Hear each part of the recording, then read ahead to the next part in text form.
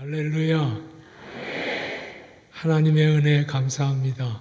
그리고 성도들의 사랑에 감사드립니다. 얼마 전 담임 목사님을 통하여 설교를 좀 하시라는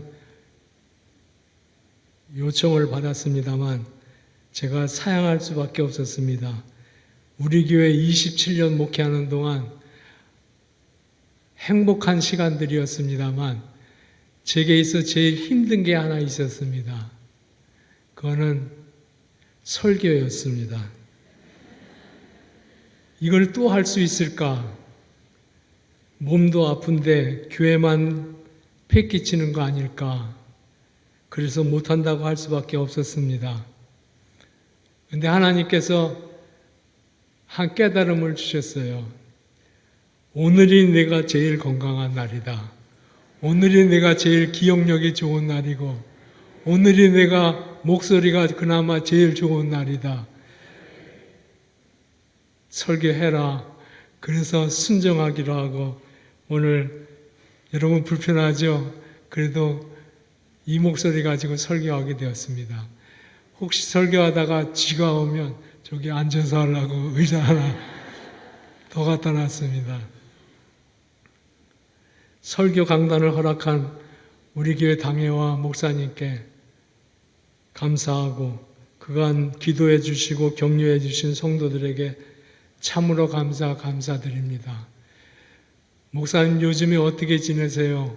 궁금한 건 그거일 건데 그거 먼저 좀 말씀드리고 하나님 말씀 나누겠습니다. 저는 잘 지내고 있습니다. 2020년도에 전립선 암 진단을 받았습니다. 근데 진료하는 첫날에 의사 선생님이 늦었습니다. 뼈로 전이가 돼서 수술을 못합니다. 여명의 시간은 2년입니다. 2년 살 수 있다는 거예요.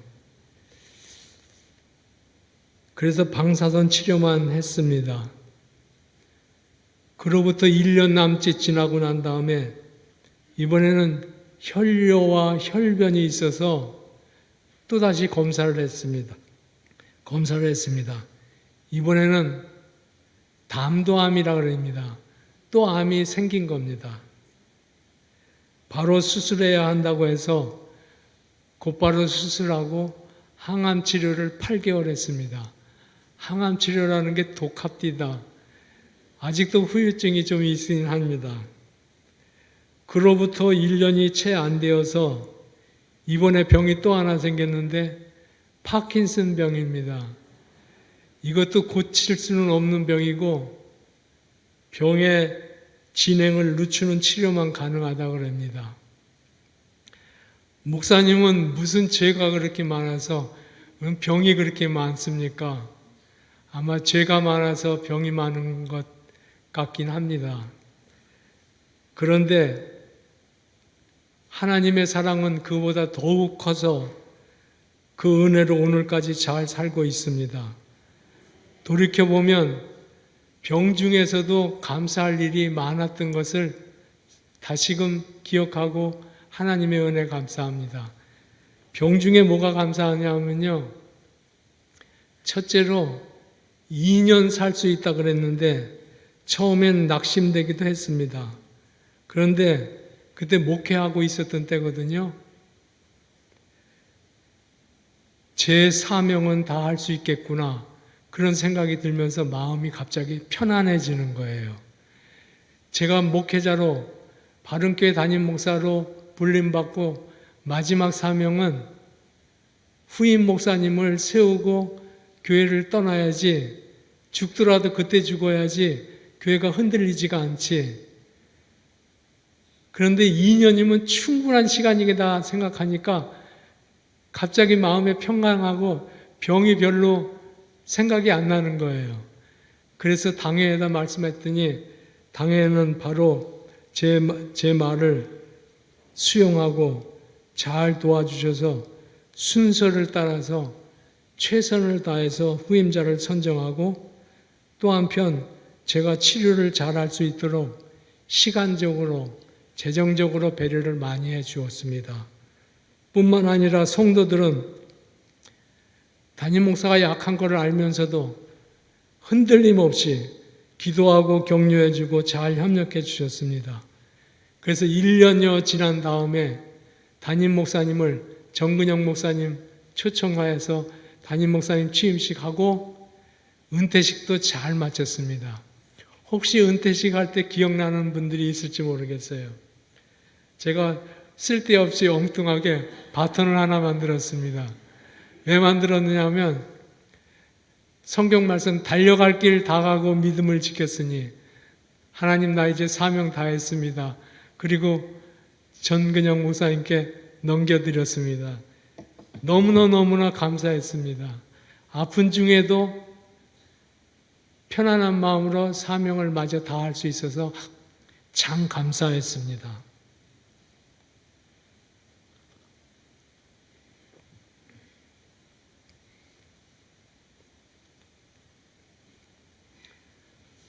두 번째 감사한 거는 그러면 그동안 병은 어떻게 됐소?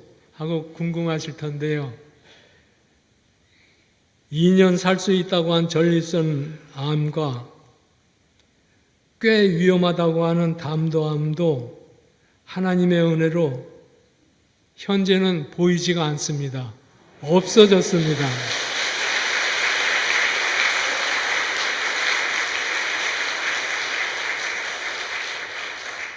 하나님께 감사합니다.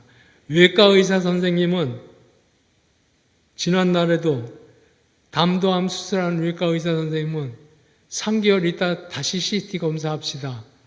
무슨 문제가 생겼습니까? 하고 제가 물어보니까 그건 아닌데 지금은 깨끗한데 담도암이 원래 재발률이 높은 암이니까 검사하십시다. 그럼 검사하시죠. 뭐 감사합니다. 그리고 전립선 암을 치료한 선생님은 지난달에 검사했는데 다음 달에 또 검사하자 그래. 선생님 왜 그래야 됩니까? 수술을 못했는데 암이 어디로 가버렸는지 흔적이 없으니 아무래도 어디 숨어 있을지 모르니까 갑자기 튀어나오거나 암의 변화가 생길 수 있으니까 2개월마다 또 검사합시다. 저는 감사하죠. 왜냐하면 의사 선생님들께서 때를 따라 검사하고 검진하고 조치해 주니까 감사하죠. 지금도 육신적으로는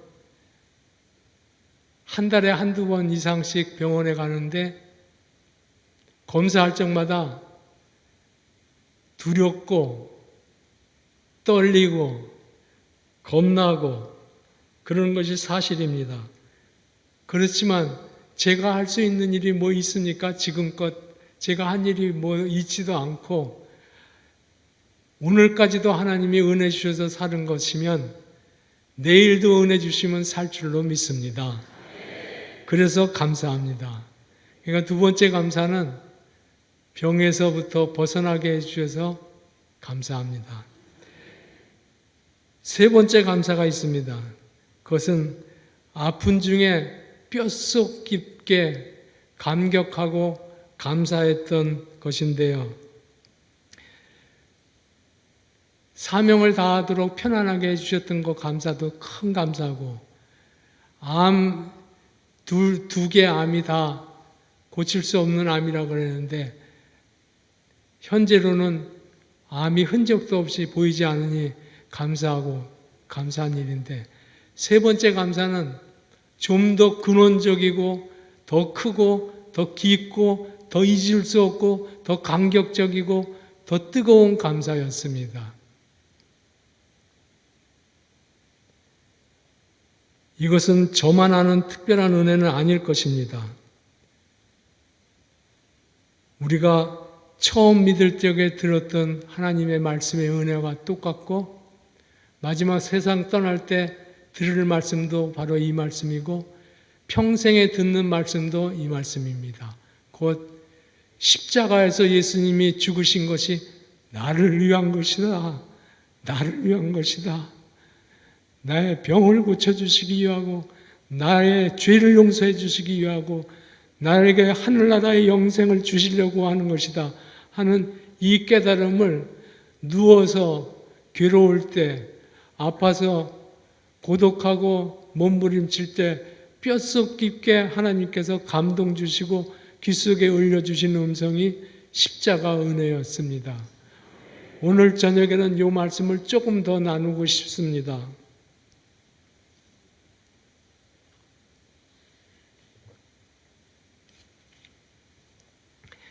여러분, 이런 질문 받으신 적 있습니까? 당신은 구원받았습니까? 거듭났습니까? 영생 받았습니까? 지금 죽어도 천국에 갈 수 있겠습니까? 하는 질문을 받으신 적이 있습니까? 이게 사실은 똑같은 질문입니다. 구원받았습니까? 거듭났습니까? 영생 받았습니까? 지금 죽어도 천국 가겠습니까? 같은 질문입니다. 같은 질문. 똑같은 표현을 각도만 달리해서 말하는 것입니다. 그러면 여러분 뭐라고 대답하겠습니까? 나 같은 사람 착하지도 않은데 그렇긴 해도 남들보다 악독한 놈은 아니니까 혹시 천국에 갈 수도 있지 않을까요? 하고 대답하는 사람이 있을 수 있겠죠.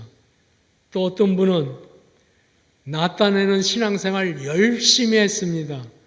그렇지만 천국에 갈 만하다고 자신할 사람이 어디 있겠습니까? 가봐야지 알죠. 하고 대답하는 분이 계시겠죠. 또 어떤 분은 나는 지난날 죄가 많고도 많아서 벌만 받고 천국은 택도 없는 소리, 나는 천국 절대 못 갈 것 같아요 하고 대답하는 분도 있을 것입니다. 어떻게 대답하든 자신의 삶을 되돌아보고 말하려고 하면 당황하게 되고 답변을 주저하게 되고 심지어 나 구원받지 못한 사람, 천국 못 갈 사람 아니야? 하고 의구심이 드는 분들도 있을 것입니다. 오늘 저녁에는 그런 분이 없게 되기를 바랍니다. 성경은 무엇이라고 말씀합니까? 오늘 읽은 말씀 에베소 2장 8절에 보면 이렇게 되어 있습니다. 같이 읽을까요?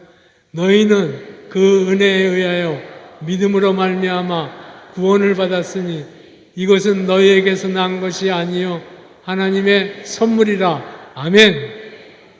거기 줄쳐 있는 거 보세요. 은혜, 은혜는 줄을 안 쳤네. 은혜, 믿음, 구원, 선물 이렇게 되어 있습니다. 자세히 해설을 안 해도 다 알 겁니다. 천국은 선물이다 이런 말이에요. 구원은 선물이다. 천국은 내가 착한 일을 한 대가로 가는 것이 아니고 구원은 하나님의 선물로 받는 것이다 하는 것이 하나님의 말씀입니다. 그러니까 하나님의 선물만 받으면 구원받고 영생받고 천국 가고 사람이 다시 태어나는 거예요. 그런 축복을 깨끗하지도 않고 자랑할 것도 없는 나 같은 사람에게도 하나님이 선물을 주실까요? 여러분, 하나님은 우리를 너무나 잘 알고 계십니다. 지난날의 죄악을 낱낱이 알고 계십니다. 그렇기 때문에 내가 하나님 앞에 서면 나는 벌받을 수밖에 없는 존재입니다. 하나님은 공의로운 하나님이니까 벌은 반드시 벌 주시는 분이에요. 심판하시는 분이에요. 그런데 하나님은 또 사랑하시는 분이에요.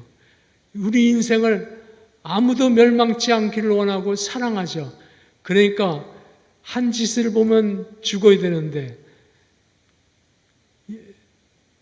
한 생명을 생각해 보면 멸망하면 안 될 것 같아. 그래서 하나님께서 하나님의 지혜로 이런 선택을 하셨습니다. 하나님이 친히 사람의 몸을 입고 이 땅에 오셨습니다. 그분이 예수 그리스도이십니다. 그래서 심판을 징벌받는 것은 예수님께, 생명 얻고 축복받고 영생받는 것은 우리에게 주시기로 십자가에서 그와 같은 계획을 하신 것입니다. 그러니까 십자가는 교환의 표시입니다. 축복은 우리에게, 저주는 예수님에게. 내가 무슨 선한 것이 있습니까?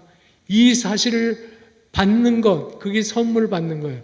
받는 것을 믿음이라고 합니다. 믿음이라고 합니다.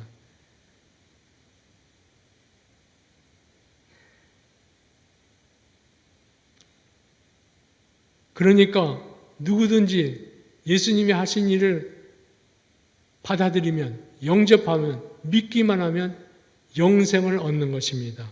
그래서 이사야 53장 6절에는 이렇게 예언되어 있습니다. 우리는 다 양 같아서 그릇 행하여, 이게 저 우리입니다. 그릇 행하여 각기 제 길로 갔거늘. 그릇 행한 죄입니다. 이 죄는 꼭 벌하셔야 돼. 이 죄를 벌하시면 나가 죽고 저주받고 지옥 가야 돼. 그런데 여호와께서는 우리 모두의 죄악을 그에게, 그가 누굽니까? 예수님이세요. 100점이에요. 그에게 담당시키셨다, 넘기셨다는 거예요. 그 죄는 예수님이 죄를 받고 십자가에서 피 흘리고 벌거벗겨서 수치당하시고 사람들에게 침뱉음 당하시고, 그게 내가 당할 거거든. 그게 채찍에 맞고 손가락질 당하고 그래서 죽어 무덤에 갇히시고, 우리는 아무 죄도 없는 깨끗한 사람으로 만들어주신 것, 이게 하나님의 계획입니다. 의롭다 인정받고 영생을 받는다고 약속하셨습니다. 이것을 복음이라고 그러고, 이게 십자가의 은혜이며, 제가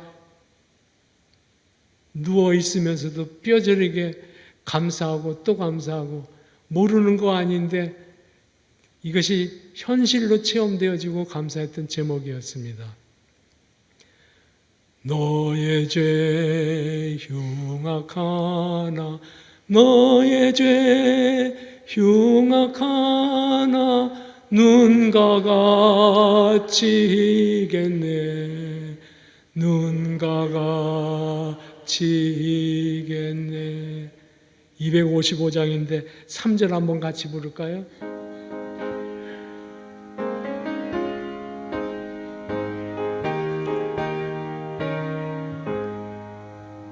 너의 죄 기억 아니하시네, 너의 죄 사해 주사 기억 아니하시네. 불쌍한 사람들아 오라 하시네, 너희 죄 사해 주사, 너의 죄 사해 주사 기억 아니하시네, 기억 아니하시네. 아멘.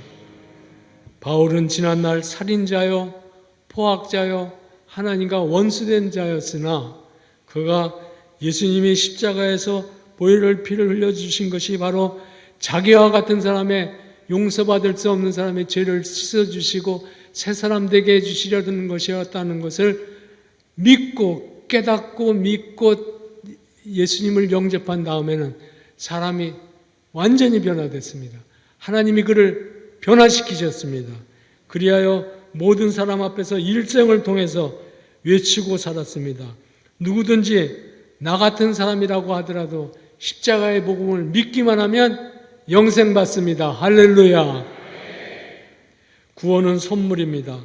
선물은 자격을 갖춰야 받을 수 있는 것이 아닙니다. 받기만 하면 됩니다. 받는 것이 믿음이라고 그랬죠. 예수님이 십자가에 못 박혀 죽고 부활하신 것이 나 때문이다 하는 이 사실을 믿고 받아들이고 영접하는 사람, 그 사람이 영생의 선물을 받는 것입니다. 세월이 지나면 어느 땐가 우리가 흠없는 사람이 되어서 하나님 나라에 갈 만한 존재가 되어지는 것이 아닙니다. 아닙니다. 하나님 명령대로 산 날이 얼마나 됩니까? 제가 70 초반입니다만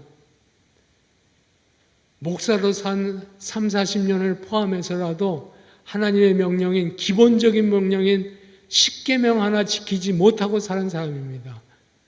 부끄러운 목사라서 미안합니다.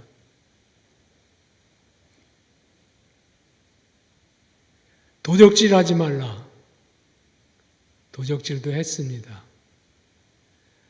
간음하지 말라. 간음도 저질렀습니다. 살인하지 말라. 살인도 했습니다. 안식일을 기억하고 거룩히 지켜라. 안식일도 범했습니다. 우상 숭배하지 마라. 우상도 숭배했습니다. 하나님의 이름 망령되이 일컫지 말라. 망령되이 일컬었습니다.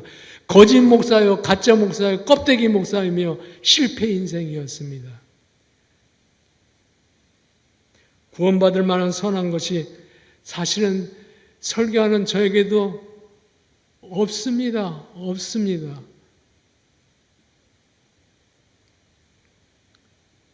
미안하고도 미안합니다. 하나님 앞에는 회개할 일이고 여러분 앞에는 사죄할 일입니다. 죽어봐야 아는 것이 아닙니다.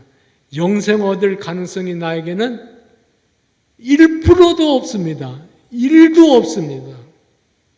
그러나 하나님께서는 형벌은 예수님께 구원은 우리에게 주시고자 계획하셨습니다. 하나님의 구원 계획을 받아들이는 믿음으로 영접하는 여러분 되시기를 주의 이름으로 축원합니다. 구원은 선물입니다. 누구든지 받습니다. 옷이 남루한 사람도, 손이 더러운 사람도, 냄새나는 몸을 가지고 있어도 왕 되신 주님이 선물을 주실 적에 받으면 됩니다. 받으면 됩니다. 예수님을 구주로 영접하고 이제는 내가 내 주인이라고 안 하고 예수님이 주인이라고 고백하고 살기만 하면 됩니다. 그러면 하나님께서는 영접하는 자, 곧 믿는 자에게 하나님이 예비하신 자녀에게 주실 선물로 충만하게 내려주십니다. 하나님이 내려주신 믿음의 사람들에게 주시는 선물, 세상 떠날 때 영생 받습니다. 나 비록 세상에서 실패 인생 살았어도 하나님께서 내 영혼을 천국에서 눈뜨게 하실 것입니다. 내가 한 일 때문이 아니고 그리스도께서 나를 위해서 하신 일 때문입니다. 이것이 얼마나 위로가 되고 힘이 되는지 모릅니다. 삶의 힘이 됩니다. 그렇습니다. 영생 받습니다. 두 번째로는요, 세상에 육신으로 가지고 사는 동안에도 자라게 하십니다. 예수를 믿고 거듭난 사람이라고 하더라도 처음에는 다 미숙한 어린아이 같습니다. 막 태어난 아이는 똥오줌도 못 가리잖아요. 예수 믿고 거듭난 사람들, 그 순간에는 다 똥오줌도 못 가리는 인격적으로 성품적으로 형편없는 사람입니다. 그러나 믿음을 마음 중심으로 고백하면 하나님께서 어린아이를 키워주듯 그를 키워내십니다. 성숙하게 만듭니다. 말씀 따라 사는 동안 자신도 모르는 사이에 커가고 자라서 마침내 그리스도의 인격과 성품을 닮은 사람으로 바꾸어 주십니다.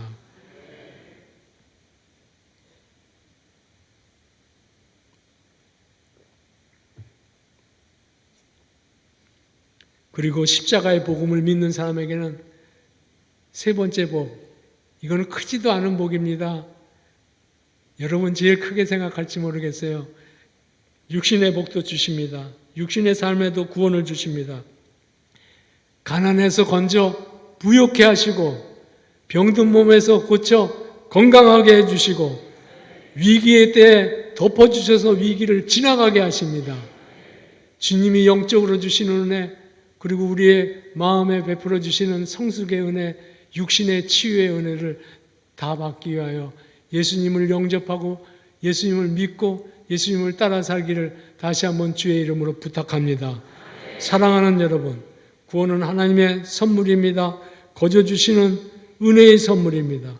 거저 준다고 해서 값싸다는 뜻이 아닙니다. 값을 치려고 하면 아무도 값을 치를 수가 없으니까 예수님을 값으로 치시고 우리에겐 거저 주셨다는 뜻입니다. 구원은,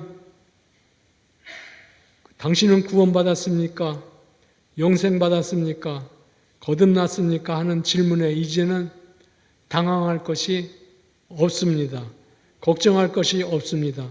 예수님의 십자가를 나는 믿고 영접하였습니다 하고 대답하시면 됩니다. 우리는 다 한 번쯤은 자신을 하나님께 드릴 수 있어야 됩니다. 나 자신 하나님의 것입니다 하고 바칠 수 있어야 됩니다.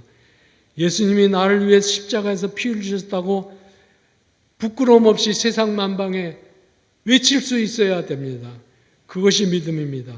초대교회 성도들은 믿음을 고백하면 직업을 뺏기고 순교할 수 있었습니다만 두려워하지 아니하고 믿음을 공적으로 고백했습니다. 큰 믿음이죠. 큰 믿음이죠. 세계 역사를 바꾸는 믿음이죠. 다 같이 구원의 믿음을 가졌습니다.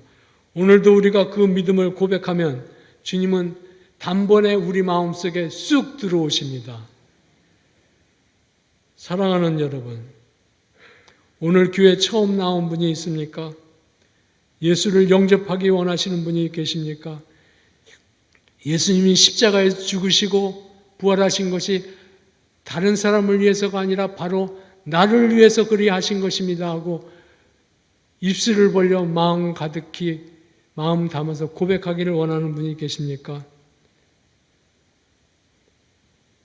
수요 예배 오신 분들은 이미 예수를 영접하고 구원의 선물을 받은 분이 많을 것입니다. 그러나 혹 말씀은 많이 들었는데 다 알고는 있는데 한 번도 믿음을 공적으로 고백한 적이 없는 분이 있으면 사랑하는 여러분, 오늘 고백하시기 바랍니다. 다 함께 잠깐 눈을 감읍시다. 주님께서는 내가 이 영생의 선물을 너에게 주기 원한다. 너는 받겠느냐? 하고 물으십니다. 구원의 선물을 받기 원하는 분들, 오늘 처음 복음을 듣고 예수님을 십자가에서 죽고 부활한 것이 나를 위한 것입니다 하고 영접하기 원하는 분은 자리에서 일어서 주시기 바랍니다. 이미 믿음을 고백했던 분들은 처음 영접했던 그때의 심정을 회복하기 위해 가슴에 손을 얹고 기도하겠습니다. 나 예수님을 영접하고 나 구원받은 사람으로 살겠습니다. 그리하여 2024년 8월 28일 오늘이 내가 예수를 영접한 날, 거듭난 날, 구원의 날이라고, 구원을 선물로 받은 날이라고 외치고 살겠습니다 하고 공적으로 고백하기를 원하는 분은 자리에서 일어나서 가슴에 손 얹고 기도합니다. 기도하겠습니다. 저를 따라서 기도해 주십시오. 하나님, 저는 죄인입니다. 지금껏 저 자신을 믿고 살았습니다.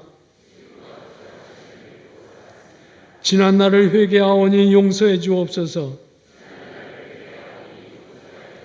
예수님이 저를 위해 십자가에 돌아가시고 부활하신 것을 믿습니다. 이 시간 제 마음의 문을 엽니다. 예수님, 제 마음에 들어오셔서 저의 주님이 되어 주십시오. 이제부터 제가 하나님 앞에 설 때까지 저의 삶을 인도해 주옵소서. 하나님 감사합니다. 영접하는 자 곧 그 이름을 믿는 자에게는 하나님의 자녀가 되는 권세를 주신다 말씀하신 대로 지금 일어선 한 분 한 분을 하나님의 자녀로 불러주시니 감사합니다. 용서와 구원의 확신을 주신 것 감사합니다. 소원하오니 주 안에서 자라 성숙한 그리스도인으로 살게 하여 주옵소서. 주 예수 그리스도의 이름으로 축원하고 기도하옵나이다. 아멘. 오늘 거듭난 분들입니다. 2층에 많이 계시고 아래층에는 한두 분 계십니다. 박수해 주십시다.